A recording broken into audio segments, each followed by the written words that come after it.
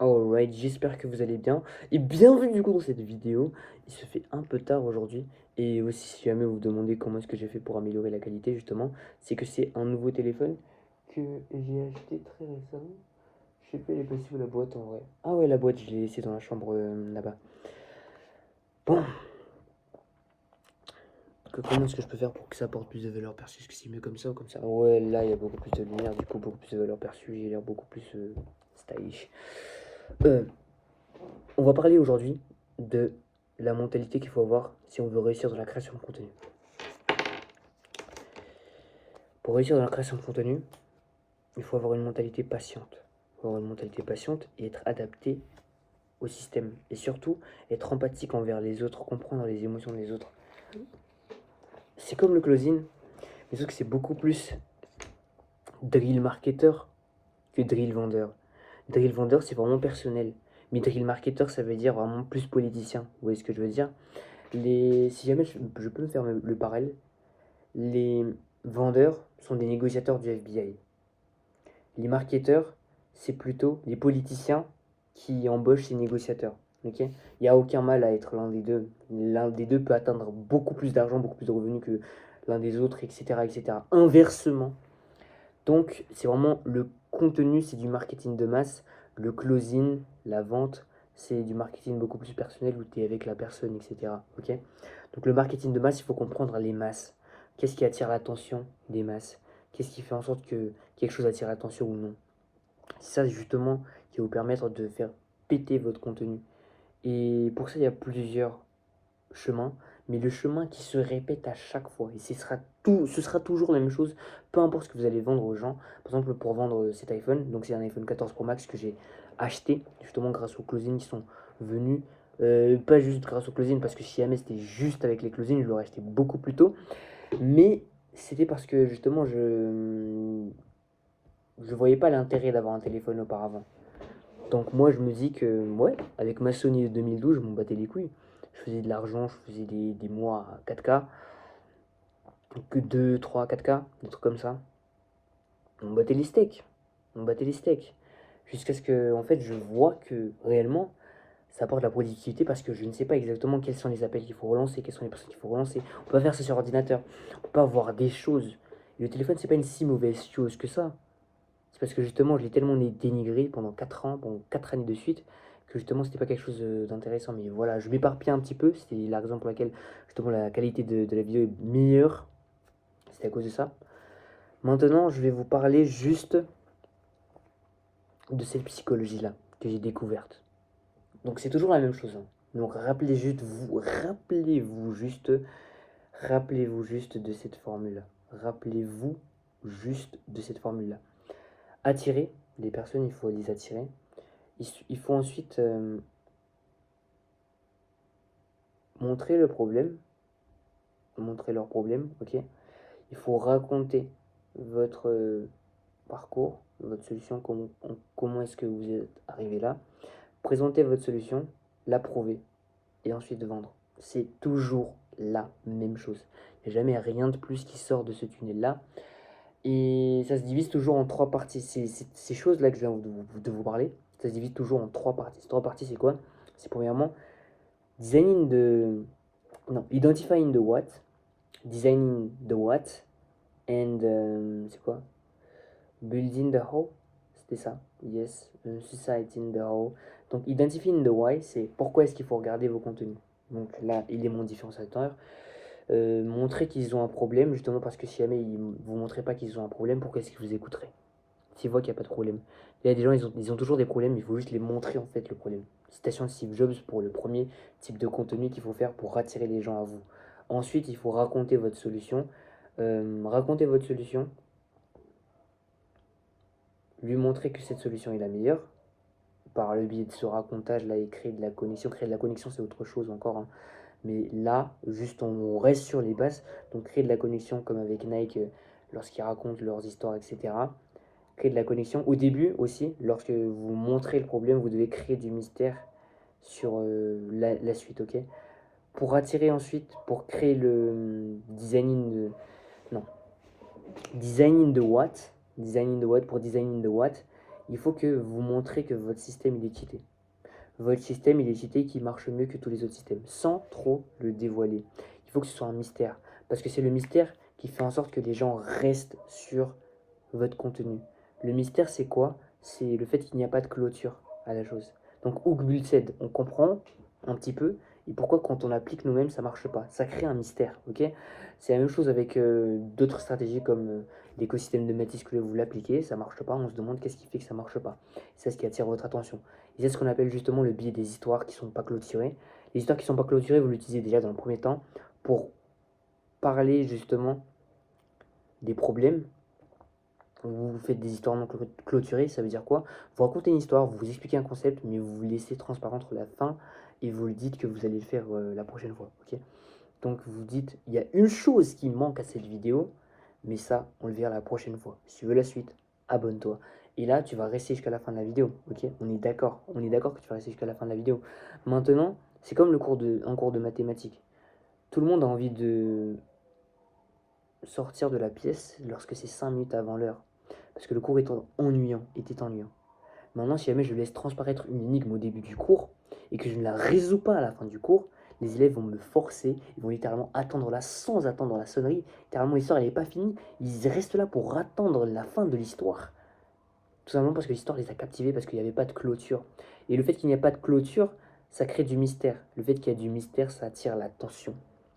Et attirer l'attention ne suffit pas. Attention, attirer l'attention ne suffit pas. Il faut aussi montrer que ça marche. Et pour montrer que ça marche, il faut expliquer pourquoi ça c'est la meilleure, par A plus B, par la logique. Il faut montrer que votre mécanisme, il est meilleur que celui du concurrent. Il est meilleur qu'un tel ou un tel. Ok?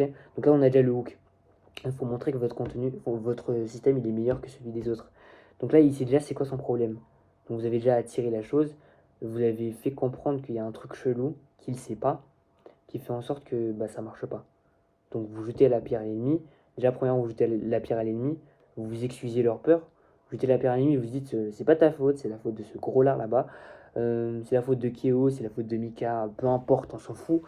Et ensuite, après avoir jeté cette pierre à l'ennemi, après avoir identifié leur problème, le fait de les avoir compris, qu'ils se sont identifiés dans vos dires, une fois qu'ils sont identifiés, une fois qu'ils ont identifié qu'ils ont eu un problème, donc là ils sont problem aware, ils sont plus unaware, du coup problem aware, là vous allez les faire en sorte qu'ils deviennent solution aware. Donc c'est là où designing the what, donc vraiment de leur montrer c'est quoi le truc qu'il faut mettre en place et de créer des croyances sur ce truc.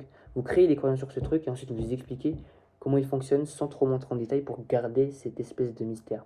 Et ensuite vous racontez votre système, pourquoi votre système est meilleur. C'est là il y a toute la partie branding. La partie branding ça se passe pas sur le tofu.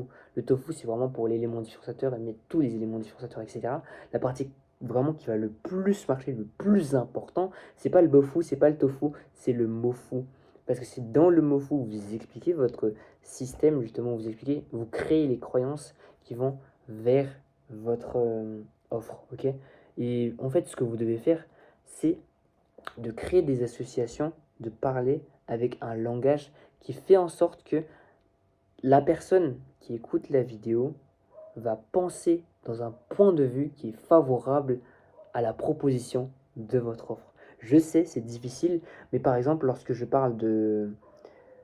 Comment dire ça? Lorsque je parle de manière violente, avant de faire une expérience, et je vais vous dire c'est quoi l'expérience après, lorsque je parle de manière violente avec des mots violents, ce qui va se passer, c'est que si jamais je mets une expérience violente, comme par exemple électro-choquer quelqu'un, c'était dans une expérience, hein. On a mis deux groupes, quelqu'un où on a parlé avec douceur, etc., des mots de douceur, des mots qui adoptent un point de vue justement qui est beaucoup plus doux, et d'autres personnes avec un point de vue qui est beaucoup plus agressif, c'est-à-dire des mots attaque, violence, attaquer, détruire et trucs comme ça. Là c'était beaucoup plus de paix, succès, des trucs comme ça. Et ensuite on a fait la même expérience qui était d'électrocuter quelqu'un. Et après on a remarqué que 48% de personnes en plus ont électrocuté, en plus, donc beaucoup plus longtemps, ces personnes justement parce qu'elles étaient confrontées à des mots qui étaient négatifs, des mots qui créent des associations mentales qui étaient négatives. Et c'est là tout le fruit de l'association, tous les fruits du mécanisme en fait d'expliquer votre mécanisme, ça se trouve dans le mofu. Et ensuite la fin de le bofu c'est juste de résoudre les problématiques que vous avez créées. Donc pas que vous avez créé, ça c'est n'importe quoi, c'est pas des problématiques que vous avez créées, des problématiques que vous avez identifiées, des problématiques qui ont été créées par les croyances que vous avez mises sur votre offre.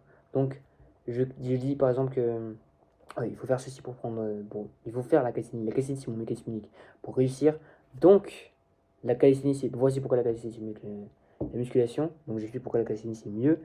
Et que d'abord, j'attaque l'ennemi, la musculation. Donc, premièrement, hook, j'attaque la musculation. Donc, ça, c'est le why. J'attaque la musculation parce que ça me fait chier, un truc comme ça. Deuxièmement, designing de what je dis que la calisthénie, c'est mieux. Et voici pourquoi la calisthénie, c'est mieux. Donc, déjà, j'attaque. Il se dit merde, en fait, ma méthode elle marche pas, c'est pas le bon truc. Identity shift, croyance shift. Ensuite, 2, je présente la solution. Ensuite, 3, je crée des croyances vers la solution qui se trouve ici. Je raconte pourquoi ça, etc. Je fais des petits racontages d'histoire, etc. Un peu storytelling, un petit peu de connexion. Ensuite, je prouve le bail. Je prouve le bail par A plus B. Donc, je mets les résultats clients. Je mets mon calendly. Enfin, si jamais vous êtes coach business ou quoi que ce soit, je mets mon dashboard. Moi, je monte pas mon dashboard parce que c'est pas l'objectif actuellement de ma chaîne. Moi, c'est vraiment le nombre d'appels qualifiés. Évidemment, je pourrais faire ça dans un futur très proche. Mais pour l'instant, c'est ça. Du coup, appel qualifié. Ensuite, donc le dernier c'est vraiment de mettre tous les trucs de sorte à ce qu'ils se sentent que vous avez tout donné. Donc ça, c'est la stratégie des value assets. C'est la dernière. La dernière pile, c'est vraiment le beau fou. Le beau fou final, c'est les value assets. Pourquoi les value assets, c'est très puissant? C'est parce que ça se base sur quelque chose que quelqu'un croit déjà. Donc il croit déjà que votre solution, elle marche. Et après, vous allez donner le maximum de templates sur votre solution. Il faut en sorte que sa confiance monte au maximum. Donc là, vous allez mettre des webinaires privés, des trucs comme ça, etc. Et c'est ça tout le contenu. Tout le tunnel de contenu doit être sur chacun des systèmes qui va marcher en 2026 et qui marchera toujours, mais juste ce sera adapté de différentes façons selon la confiance de l'audience. Donc pour ce qui est le système de confiance, etc., il faudra tester de nouveaux formats. Donc là, actuellement, ce qui marche le mieux, c'est le storytelling, etc. Mais ça change un petit peu parce que là, j'ai reçu un message WhatsApp d'un prospect qui m'a cassé les couilles. Bon, excusez-moi si jamais il est passé là. J'étais un peu trop agressif là parce que je suis un peu fatigué. Bon, c'était ça ce dont je voulais vous parler, c'est toujours le même truc. Et en fait, ça se base toujours sur la psychologie.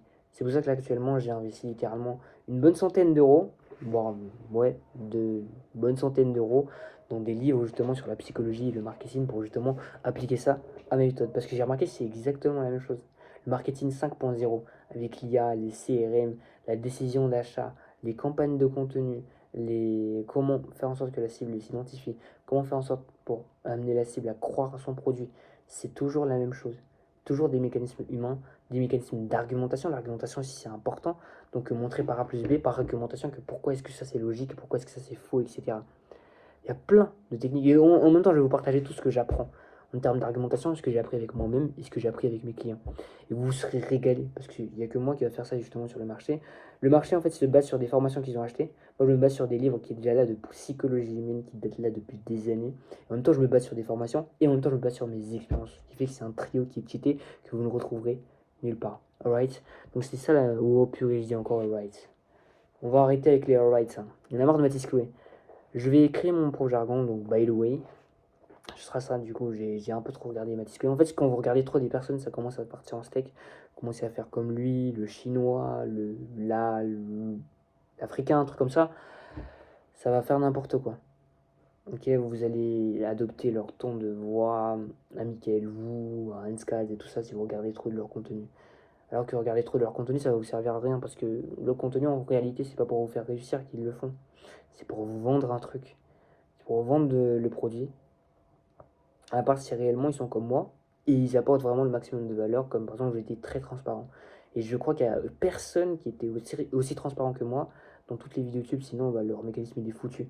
Parce qu'en fait, si jamais ils comprennent, si par exemple cette vidéo devient 1 million de vues et elle devient virale, bah, en fait ça sert strictement à rien de vendre leur foutu programme là. Et de toute façon, c'est la même chose, juste c'est un nom différent.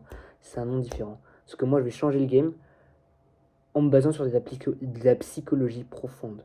Ok, psychologie profonde, éloquence, et surtout donc des systèmes qui ont déjà prouvé sur des copywriters beaucoup plus anciens auparavant, des réels principes de marketing et une réelle différenciation, un réel, comment dire, comment ils le disent, USP, ok, Unique Selling Proposition. Alright? Oh non, non, on arrête avec le alright, ok? By the way, hermano, on se retrouve la prochaine fois.